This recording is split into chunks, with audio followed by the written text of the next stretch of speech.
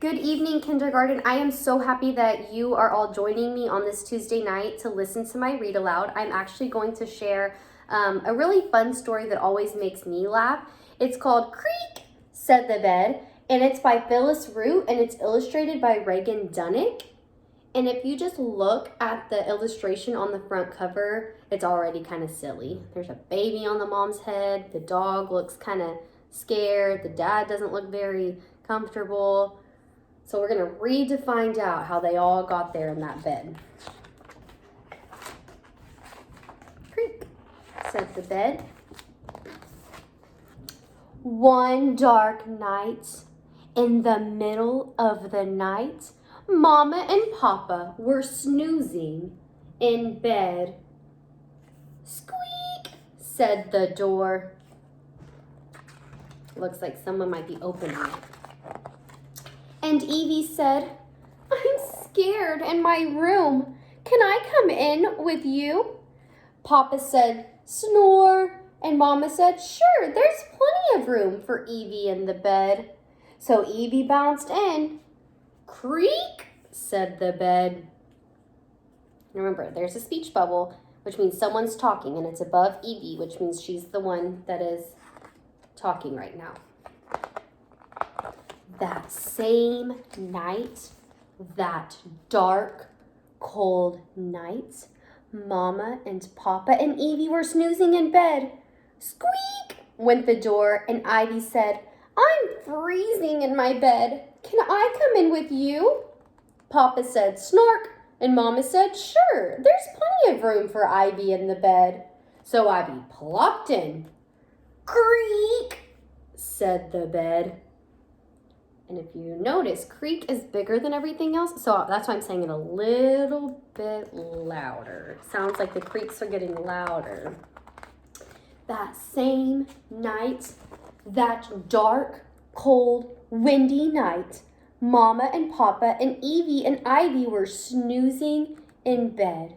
Squeak went the door, and Mo said, it's spooky in my room.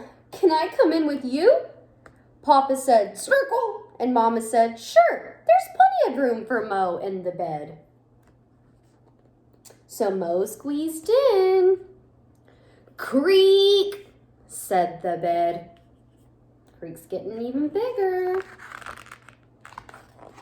That same night, that dark, cold, windy, rainy night, Mama and Papa and Evie and Ivy and Mo were all snoozing in bed. ...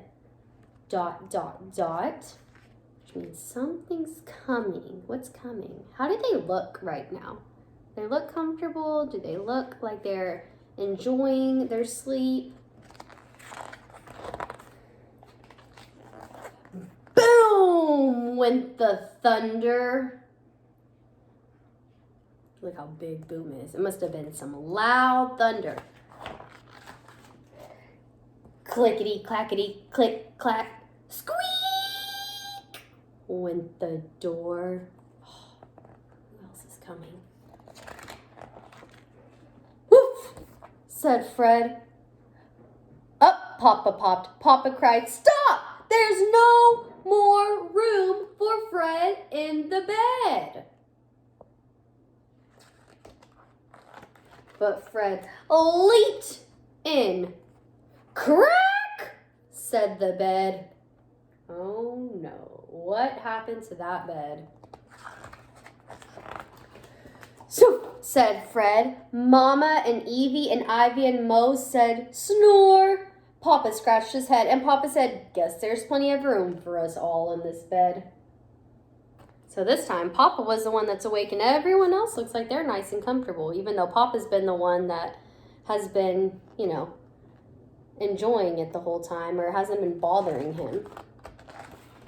One dark night, in the middle of the night, in the middle of the bed, in the middle of the floor, Papa said, good night. Creak, said the floor.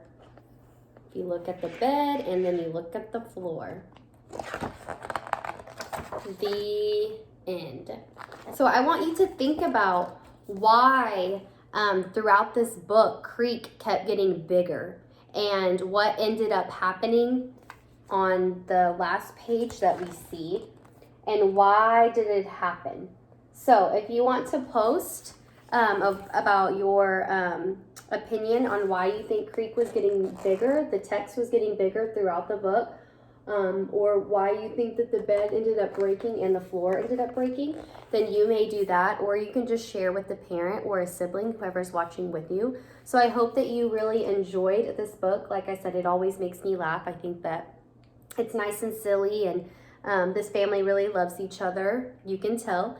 And, you know, here in kindergarten, we're all a family too, and I love all of you in all 4 classes, my class, Miss Torres, Miss Rutherford, and Miss Garrity. So I hope that you guys know Miss Morris misses you, that all of your teachers miss you, and I hope that you guys have a really, really good night and that you have sweet dreams, and we are so excited to be able to share tomorrow with you guys. Thank you so much. Bye, guys.